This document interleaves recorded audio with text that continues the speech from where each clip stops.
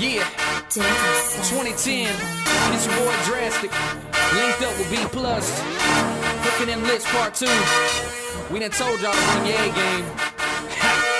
Yeah. You know as soon as I hit the water, it's about to go down. Get to the spot, it was time to creep, so I dropped that trolling motor down. We still be hooking them lips, hooking them lips. We still hooking them lips, hooking them lips. You know as soon as I hit the water, it's about to go down. Get to the spot, it was time to creep, so I dropped that trolling motor down. We still be hooking them lips, hooking them lips. We still. Hey everybody, my name is North Rhoades.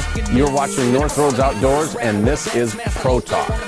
On this week's episode, we start off by asking Gary Klein and Skeet Reese the question, how would you recommend some of the younger pros and amateurs like us weekend fishermen, how would you recommend us going about finding fish for tournaments?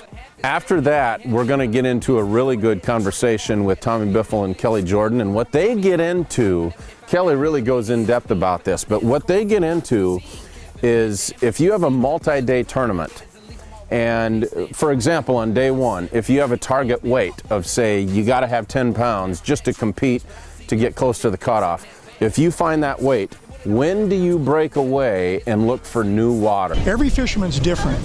We all have strengths and we have weaknesses.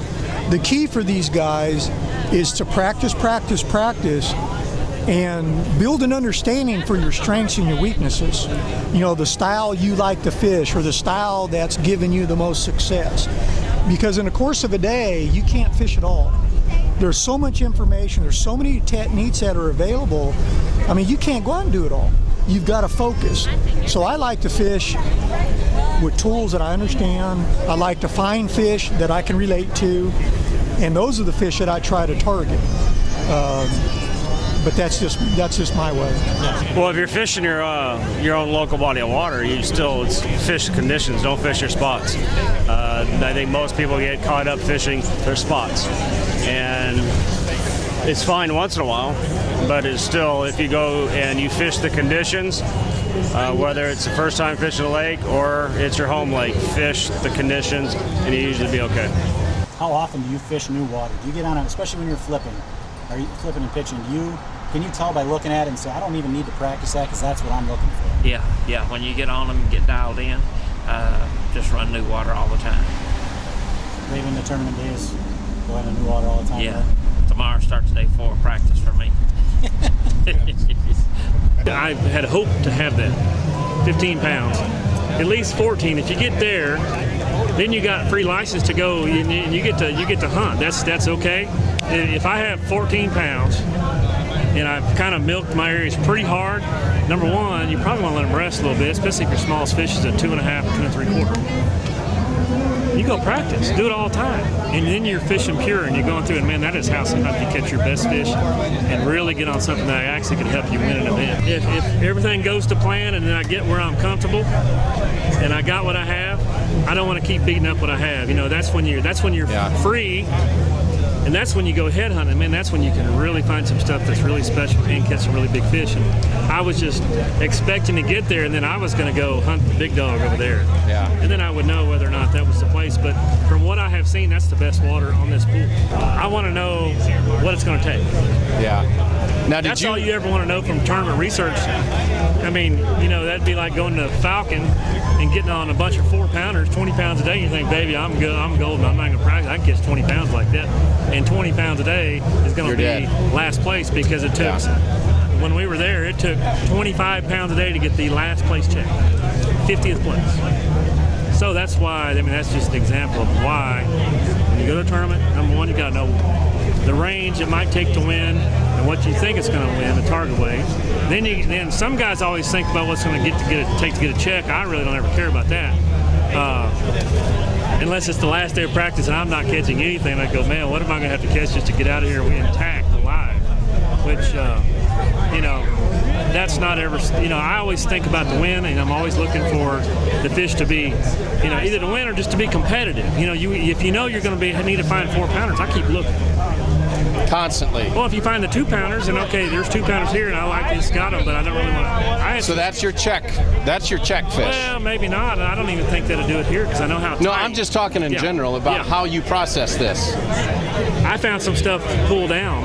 And I can go in there and I can absolutely stomp on them in 2 different areas. And I did catch 1 4-pounder down there, but most of the fish were a lot smaller than the fish I found here. So I just said, you know, in case it's just, unless just something crazy happens, there's no way I'm going down. That was some excellent information. You know, when Tommy was talking about he looks for new water all the time, well, you know, he's known for being a flipper. Just for example, if he gets on a certain type of lay down flipping pattern, you know, you could just hear him, and you can just imagine that he could get on a body of water and he gets so dialed in that he's constantly looking for new water and fishing new water, even if he's never seen it before in practice. And then Kelly, it was really neat just to hear him say about, you know, if I got my 14 pounds and the fish release me, meaning on day 1 I get my target weight, now I've got the rest of the day to just go practice, and that's when he really wails on them. That's some really good information. That was a fun video to put together for you guys. Next week on Pro Talk, we're going to get into preparation for tournaments with these guys. A lot of these elite events will have a 30-day cutoff. How many of these guys actually go ahead of the cutoff and pre-practice? And then what kind of internet research and what kind of information gathering do they do before they actually get to the event? That's next week on Pro Talk. If you guys have any comments, make sure that you put them below, and then check us out on Facebook. This is North Rhoades Outdoors. We will see you next Monday. How many Zell Pops in your garage, in your boat?